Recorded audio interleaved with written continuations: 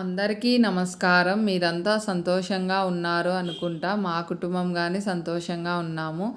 తెల్లవారుజామున నిద్ర లేసినాను. అంతా క్లీనింగ్ పైనంతా అయిపోయింది. అంటే చెత్తలు నూకేసి ఇంకా మాప్ పెట్టేసినాను. మరీ వచ్చి మళ్ళీ అన్నీ బెడ్‌షీట్లు అన్నీ మారుద్దాంలే అనేసేసి ఇంకా ఆయన ఏదో పని ఉంటే వెళ్ళినాడు. నేనొచ్చేసి పైన అన్నీ క్లీన్ చేసుకొని ఇంకా ఎక్కువ శాతం నేను సెకండ్ ఫ్లోర్‌లోనే యోగా చేస్తాను. ధ్యానానికి కానీ ఆడే కూర్చుంటా. మన డ్రెస్సింగ్ టేబుల్ పైన బుద్ధుడు ఉన్నాడు కదా, అక్కడ స్వామిని ఎదురుంగా ఉన్నట్లుంటుంది, తూర్పుకి ఎదురుంగా చేసినట్లుంటుందని ఆ విధంగా చేస్తాను. ఇంకా కిందికి వచ్చేసిన స్నానం అంతా అయిపోయింది. తులసి కషాయం పెట్టుకున్నాను. తులసి వచ్చేసేసి ముదురు ఆకులతో తులసి కషాయం అయితేనే వేడి నీళ్ళు మరిగించిన తర్వాత అవి కానీ ఒక్క నిమిషం అట్లా మరిగించాల. కొన్ని ఆకులు వచ్చేసి ఎక్కువ మరిగించాల, కొన్ని ఆకులు మరిగించుకోకుండా కషాయాలు చేసుకోవాలా. లేత ఆకు అయితేనే వేడి నీళ్ళు బాగా మరిగించేసి ఆకులు వేసి ప్లేట్ పెట్టేసి కాసేపు తర్వాత వడేసుకోవచ్చు.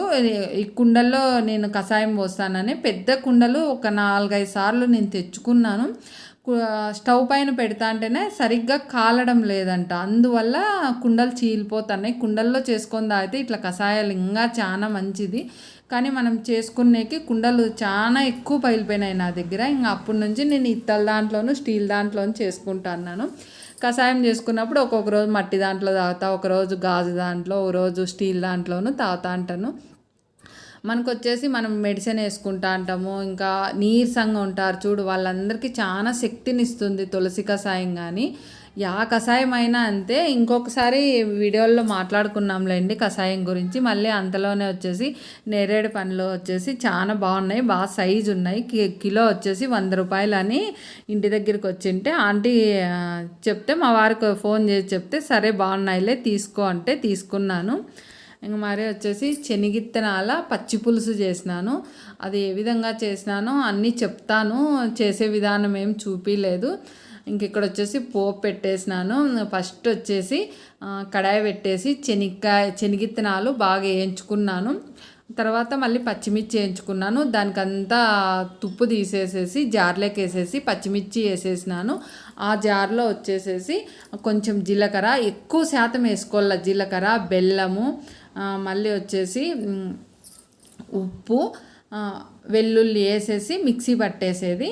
ఇంకా చింతపండు రసం బాగా తీసుకొని ఎన్ని శనక్కాయ విత్తనాలు అయితే అంత రసం దాని తగ్గట్టు మనకు తీసుకునేది తెలుసు కదా, ఆ విధంగా రసం తీసుకొని ఇప్పుడు మిక్సీ పట్టింటాం కదా అదంతా దాంట్లో కలిపేసేసి దాంట్లోకి వచ్చేసి కొత్తిమీర, పచ్చి ఆనియన్స్ బాగా తరిగేసి వేసేసేది. ఈ విధంగా కొత్తిమీర వేసిన తర్వాత ఆనియన్స్ కానీ కొంచెం ఎక్కువ శాతమే వేసుకోవాలి. ఇది వచ్చి రైస్కి బాగుంటుంది, పొంగల్కి బాగుంటుంది, చిక్కగా చేసుకుంటేనే ముద్దకు రాగి సంగటికి కానీ బాగా టేస్టీగా ఉంటుంది. ఈ విధంగా అంతా కలిపేసేసేది. ఇంకా వచ్చేసి పోపు పెట్టినాను. పోపు ఏమేమి పెట్టినా పోపు కానీ కొంచెం దీనికి స్ట్రాంగ్గా పెట్టుకోవాలి. దీన్ని మరిగించే పని ఉండదు కాబట్టి మనం కొంచెం పోపు బాగా స్ట్రాంగ్గా పెట్టుకుంటే బాగా టేస్టీగా ఉంటుంది. పోపు వచ్చి స్టవ్ వెలిగించేసి చిన్న కడాయి ఉంది కదా నా దగ్గర, ఇనుప కడాయి, దాన్ని పెట్టేసినాను. కొంచెం ఆయిల్ వేసి ఆవాలు, జీలకర్ర వేసేసి ఎండుమిర్చి, కరివేపాకు వేసేసి ఆనియన్స్ కానీ వేయాల. దీనికి ఆనియన్ కానీ వేసి బాగా బ్రౌన్ కలర్ వచ్చేదాకా బాగా పోపు పెట్టాల, బాగా స్ట్రాంగ్గా పోపు పెట్టాల. పెట్టి ఆ పచ్చి పులుసులోకి, శనగిత్తనాల పచ్చి పులుసులోకి కలిపేసేది అంతే. దీనికి శనగిత్తనాల పచ్చి పులుసు అంటారు. మా ఇంట్లో అయితే మేము ప్రతి ఒక్కరూ ఇష్టంగా తింటాం, బాగా టేస్టీగా ఉంటుంది. మనము చింతపండులోకి బెల్లం వేస్తాం కదా, అది బాగా రుచి అయితే బాగా టేస్టీగా కలుస్తుంది. జీలకర్ర ఎక్కువ శాతం వేస్తాము, బాగా అన్నీ ఎక్కువ వేస్తాం కదా. ఇంక ఈ సామాన్లన్నీ ఇంకా క్లీన్ చేసేసినాను. ఇంక మరి వచ్చేసి పొంగల్ చేసుకున్నాము. దాంట్లోకి వచ్చేసి పొంగల్ చేసి ఇచ్చిన. పొంగల్లోకి ఏమేమంటే 1 గ్లాస్ రైస్ అయితేనా హాఫ్ గ్లాసు పెసరపప్పు తీసుకొని 2 వేయించినాను. వేయించేసేసి కుక్కర్లో పెట్టినాను. అప్పటికి 1.5 గ్లాస్ అయింది కదా, 6 గ్లాసుల నీళ్లు పోసేసి రైస్ బాగా కడిగేసేసి అవి పెసరపప్పు రైస్ కానీ బాగా వేయించింటాం కదా, వేయించిన తర్వాత 3 సార్లు కడిగి 6 గ్లాసులు నీళ్లు పోసి ఇంకా కుక్కర్ పెట్టేసినాను. అది వచ్చేసి 3 విజిల్స్ ఇచ్చింది. మనము వాటర్ ఎక్కువ వేస్తాం కదా, వాటర్ ఎక్కువ వేసినప్పుడు అది వచ్చేసి పొంగిపోతుంది కదా, పొంగకోకుండా దాంట్లోకి వచ్చి చిన్న గిన్నె కప్పో వేసినారనుకో, అది సిమ్లో పెట్టి ఉడికించుకున్నామంటేనే ఏం పొంగకోకుండా బాగా అవుతుంది. ఆ విధంగా చేసేసుకునేది పొంగలు. దాంట్లోకి వచ్చేసి మళ్ళీ ఇంకా పోపు పెట్టేసుకునేది. అది పోపు ఏ విధంగా పెడతానో చూపిస్తాను. అది చేసేది కానీ నాకు చూపించే కానీ టైం లేదు. పిల్లలు ఉన్నారు కదా, నాకు ఆ పని ఈ పని కొంచెం ఎక్కువగానే పని ఉంది. ఇంకొచ్చేసి పొంగల్కి పోపు పెడతాను. పొంగల్కి పోపు వచ్చేసి ఆయిల్ వేసేసి ఆవాలు, జీలకర్ర, ఎండుమిర్చి, కరివేపాకు వేసేసినాను. పొంగల్ అంతా కుక్కర్లోంచి హాట్ బాక్స్లోకి తీసినాను. ఎందుకంటే కొంచెం లేట్ అవుతుంది తినేయాలకే, వాళ్ళు చల్లగా అయిపోతుంది అనేసి ఇంకా చేసేస్తాను. దీంట్లోకి వచ్చేసి మిరియాలు వేసుకుంటేనే బాగా అక్కడక్కడ మనం నములుతా అంటేనే బాగా టేస్టీగా ఉంటుంది. ఇంకా పోపు వచ్చేసి పొంగల్లోకి వేసేసినాను. ఆ విధంగా పొంగలంతా హాట్ బాక్స్లో తీసినాం. మనకు చల్లగా అయినా కానీ గట్టిగా కాదు. చూడండి ఈ విధంగా పొంగల్ అయిందనుకో బాగా టేస్టీగా ఉంటుంది. నాకు మధ్యాహ్నంకి ఉంది. నేను మధ్యాహ్నము పచ్చి పులుసును పొంగల్ తిన్నాను. అసలు నోట్లో పెట్టుకుంటే ముద్ద లోపల కడుపులోకి జారిపోతుంది, అంత మధురంగా ఉంటుంది. నేను చెప్పిన మెజర్మెంట్లో చేసుకోండి. నేను మరి ఇంకా నెయ్యిగానే వేసేసినాను. నెయ్యి మా చిన్నబ్బాయి తిన్నాడుగా, మా చిన్నబ్బాయికి వేరే టిఫిన్ చేసి ఇచ్చినాను. ఇంకా ఆయన బాబు తింటారు కాబట్టి మరి నెయ్యిగానే వేసేసి బాగా కలబెట్టేసినాను. ఆయిల్తో పోపు పెట్టినా కానీ బాగా ఒక్క స్పూన్ నెయ్యి వేసినాను. చూస్తారు కదా ఎంత కలర్గా ఉందో నెయ్యి. కానీ మనం ఇంట్లో తయారు చేసుకునేది.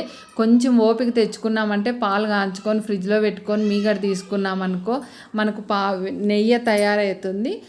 ఇంకా టిఫిన్ పని అయిపోతానే ఇంకా కింద దివాను అవన్నీ ఉన్నాయి కదా, బెడ్షీట్లు అన్నీ నానబెట్టేసేసి కిందనే ఉతికేసినాను.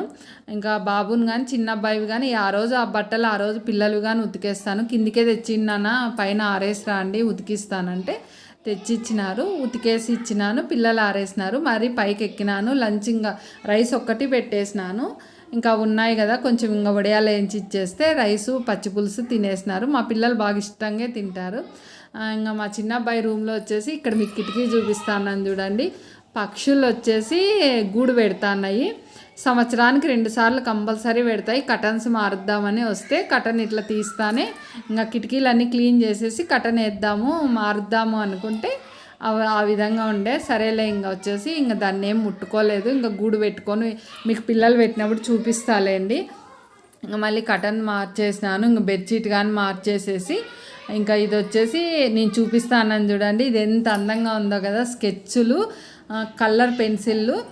మా చిన్న బాబు వచ్చేసి 6th క్లాస్లో ఉన్నప్పుడు దివాళికి వచ్చేసి వాళ్ళ నాన్నతో టపాసులు తీపించుకోకుండా నాకు ఇది కొని డాడీ అనేసి తీపించుకున్నాడు. అప్పటి నుంచి ఎంత జాగ్రత్తగా పెట్టుకున్నాడో అప్పుడప్పుడు చూస్తూ అంటాడు. బెడ్ పైన ఉంటేనా ఇంకా దాన్ని గీస్తూ అంటాడు, డ్రాయింగ్ అన్నీ గీసుకుంటూ అంటాడు. మీరు చూస్తారు చూడండి ఎంత చక్కగా ఉందో అనేసి చూపిస్తాను. అట్లా ఆ పిల్లలు ఎట్లా మీసాలు రుద్దుకున్నారో అట్లా మా పిల్లలు కానీ రుద్దుకుంటారు స్కెచ్లతో. ఆ విధంగా అసలు ఎంత బాగుందో. కొన్ని రాస్తానాయి, కొన్ని రాయడం లేదు. ఇంక ఇక్కడ జగ్గు ఉంది చూడండి, మీకు జగ్గు చూపిస్తేనే. ఆ జగ్గు కంపల్సరీ మా బాబు ఉంటే పైన ఉంటుంది, కంపల్సరీ తీయాల్సిందే. నీళ్ళు దాంట్లోనే తాగుతాడు మా చిన్నబ్బాయి. ఇంక ఈ విధంగా మరి వచ్చేసి ఇంకా అన్ని రూముల్లోనూ ఇంకా హాల్లో కిటికీలు, ఇంకా పక్క రూమ్లోను బెడ్రూమ్లోను అన్ని కటన్స్ అన్నీ మార్చేసినాను. ఇంకా అంతా పైన అంతా క్లీనింగ్గానే అయిపోయింది. ఇంకా మనం వచ్చేసి మరొక వీడియోలో కలుద్దాం.